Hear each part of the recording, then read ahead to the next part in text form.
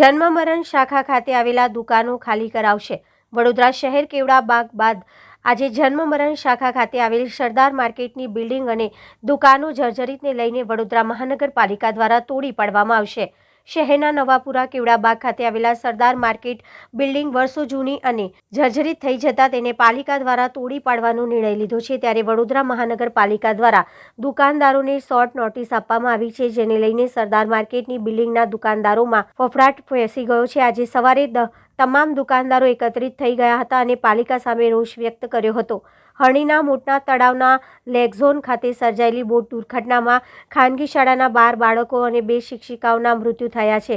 એ પછી ઊંઘમાંથી જાગેલ કોર્પોરેશનના તંત્રએ ઘોડા છૂટી ગયા પછી તબેલાને તાળું મારવાનો પ્રયાસ કર્યો હતો।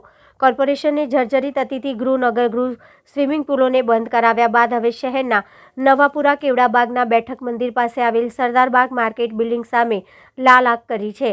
સરદાર માર્કેટ બિલ્ડિંગ વર્ષો જૂની અને જર્જરિત થઈ ગયેલી, જેથી હાઉસિંગ બિલ્ડિંગ શાખા દ્વારા તે બિલ્ડિંગના સ્ટ્રક્ચરની સ્ટેબિલિટીનો ટેસ્ટ કરાવ્યો હતો, જેનો રિપોર્ટ આવતા બિલ્ડિંગ જર્જરિત હોવાનું સપાટી પર આવ્યું હતું। એ પછી કોર્પોરેશનના માર્કેટ સુપ્રિન્ટેન્ડન્ટ દ્વારા આજે શનિવારે એપીએમસીને ક્લોઝર નોટિસ ફટકારવામાં આવી હતી। વધુમાં દુકાનદારે જણાવ્યું હતું કે આ લોકોએ જે નોટિસ આપી એની અગાઉ અમારે કોઈ જાણ જ કરી નથી।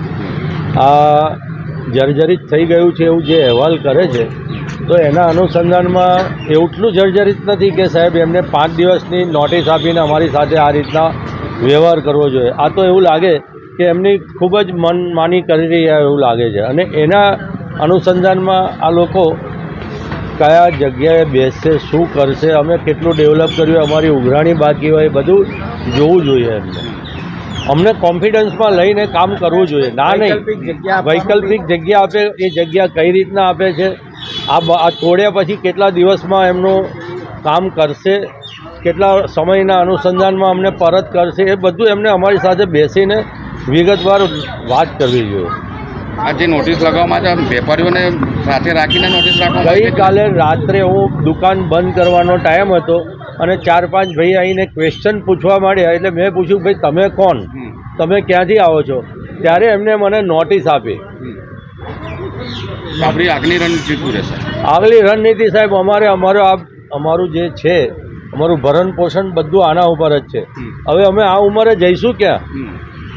તો અમારી રણનીતિ છેલ્લે ના માને તો અમારે જવું જ પડશે ને આગળ। રજૂઆત કોને કરશો આ અંગે?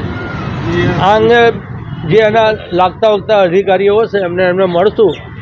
અમારો કોઈ એવો ઈરાદો નથી, પણ એમને જ્યારે આવી રીતે બિહેવિયર કર્યું છે તો હવે અમારે રણનીતિ તો ઘડવી જ પડશે ને બધા ભેગા થઈને।